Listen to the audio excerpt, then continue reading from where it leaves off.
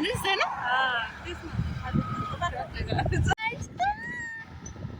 माझा पाय खालती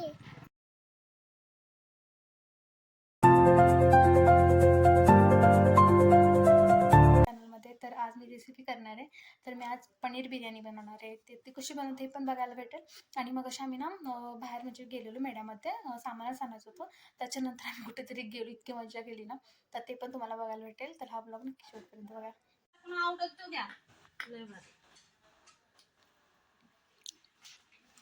घ्या की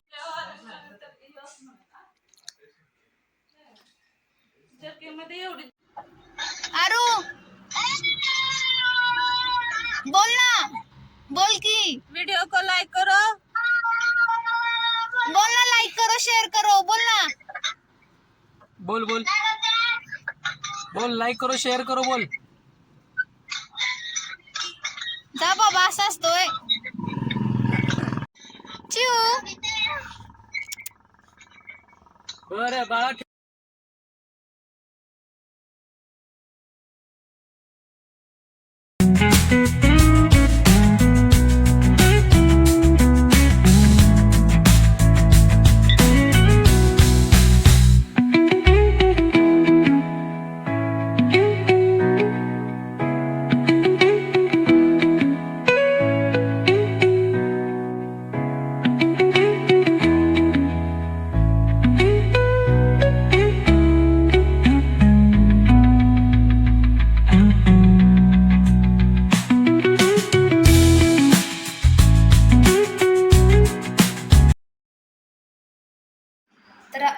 तर तुम्ही आत्ताचा व्हिडिओ बघितलाच. आता इथून पुढे रेसिपीचा व्हिडिओ कंटिन्यू करा. चला तर.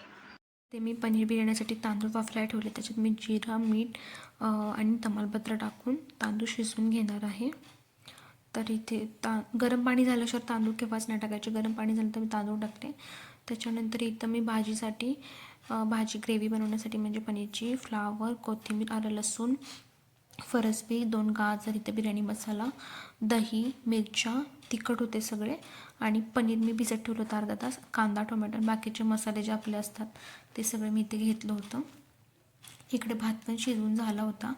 त्याच्यानंतर मी तो काढून घेतला. इथे मी गाजर, फ्लावर आणि फराशी चिरून घेतली. इथे मी गाजरची पहिली साल काढली, नंतर त्याचे बारीक बारीक पीस करून घेतले.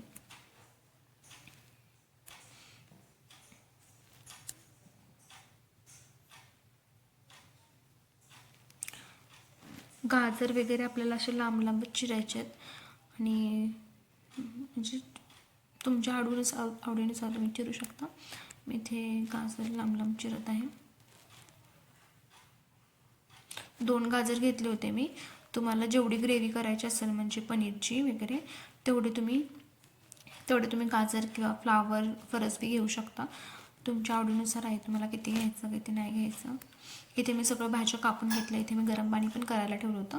त्याच्यामध्ये आपण ह्या भाज्या टाकून म्हणजे थोड्या प्रमाणात शिजवून घ्यायच्या आहेत. पूर्णच नाही शिजवायच्या, थोड्याशा शिजवून घ्यायच्या.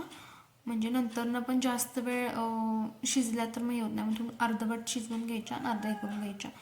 इथे मी पाणी ओतलं होतं. त्याच्यामध्ये मी शिजलेल्या भाज्या काढून घेतल्या. म्हणजे तसं जर केलं तर चव पण भाज्यांची उतरत नाही आणि थंड पाण्यात लगेच टाकलं तर चव पण राहते, तसं रंग पण तसाच राहतो. इथे कांदा, टोमॅटो पण मी कापून घेतले होते. इथे मी आता मॅरिनेट करणार आहे. इथे मी पनीरचे पण क्यूब्स कट करून घेत होते. इथे मी क्यूब्स कट करत आहे. क्यूब्स सगळे कट घेतल्यानंतर ह्याच्यामध्ये मी पनीरचे क्यूब्स वगैरे टाकते आता. आणि मला हे भांडं खूप छोटं पडत होतं, त्याच्यामुळे मी सगळं दुसऱ्या भांड्यामध्ये पण ट्रान्सफर केलं. त्याच्यानंतर मी इथे दही टाकलं आणि भांडं खूप छोटं पडलं, त्याच्यामुळे मी दुसऱ्या भांड्यात ट्रान्सफर केलं. त्याच्यानंतर इथे मी बिर्याणी मसाला मिक्सवाला असतो ना तो घेतला होता, तो त्याच्यामध्ये टाकला. त्याच्यानंतर आलं, लसूण, मिरची आणि कोथिंबीरची पेस्ट केली होती मी, मग ती पण ह्याच्यामध्ये टाकली. त्याच्यानंतर आपले मसाले म्हणजे चटणी, मीठ, हळद हे सुद्धा मी ह्याच्यामध्ये टाकून घेतलं. त्याच्यानंतर ह्याला छानपैकी असं मिक्स करून अर्धा तासासाठी ठेवायचं. आपल्या ह्याच्यानुसार किती वेळ तुम्ही ठेवू शकता. चांगलं मॅरिनेट झालं की छान लागते चव. म्हणून इथं अर्धा तास तरी ठेवायचं आहे. अर्धा तास किंवा 15 मिनटं ठेवलं तरी चालेल. मग हे मिक्स करून मी ठेवलं होतं. हे असं दिसतं. त्याच्यानंतर मी इकडे तेल तापायला ठेवलं होतं. तेलामध्ये आधी मी सर्वात पहिला कांदा टाकून घेतला, जो की आपण बिर्याणीला वरून टाकतो ना, बदिस्ता का बिरिस्ता बोलतात, बिरिस्ता बोलतात काहीतरी असं त्याला, ते करून घ्यायचं. मग इथे मी तळलेला कांदा तळत होते, म्हणजे कांदा गोल्डन ब्राऊन होईपर्यंत तळायचा, म्हणजे छान, म्हणजे लागतो पण छान, कुरकुरीत पण होतो. इथे मी कांदा पण तळून घेतला. इथे मी कांदा काढून घेते.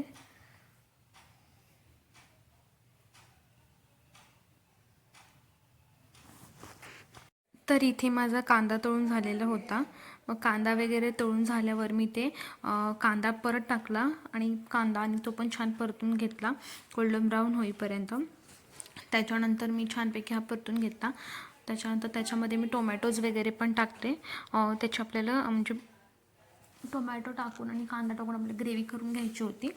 मग ते आपण टोमॅटो वगैरे टाकून घेतलं. त्याच्यानंतर ते पण छान मऊ होईपर्यंत परतवलं. ते परतून वगैरे झाल्यावर आपण जो मॅरिनेशन करायला टाकलं होतं, मॅरिनेट केलं होतं, म्हणजे ते मी ते सगळं घातलं आहे. म्हणजे ते पनीरचं वगैरे आपण केलं होतं ते सगळं मी ते घालत आहे. मग ते पण छान परतून वगैरे घेतलं मी आता सगळं टाकत आहे. ते परतून वगैरे घेतलं.